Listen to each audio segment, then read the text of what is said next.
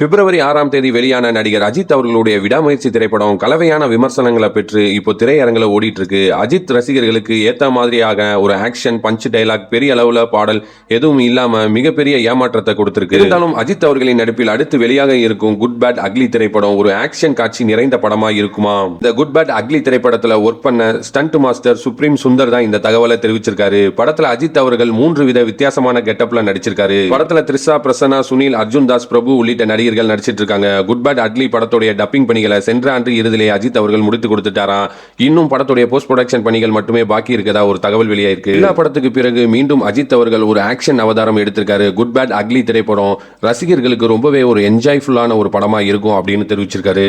Good bad ugly திரைப்படத்தில் remake ஆக போற வத்திக்குச்சி பாடல் அஜித் ரசிகர்களுக்கு மிகப்பெரிய ஒரு விருந்தா அமையும் அப்படின்றதுல எந்த ஒரு சந்தேகமும் இல்ல. மாதிரியான சூப்பரான சினிமா செய்திகளை உடனுக்குடனே நீங்க தெரிஞ்சுக்கணும் அப்படின்னா மறக்காம நீங்க வாய்மை விழும் சேனலை சப்ஸ்கிரைப் பண்ணிக்கங்க. இந்த வீடியோ பிடிச்சிருந்துச்சுன்னா ஒரு லைக் பட்டனை தட்டி விட்டுருங்க. அடுத்த ஒரு சூப்பரான சினிமா அப்டேட்டோட உங்களை சந்திக்கிறேன். நன்றி, வணக்கம்.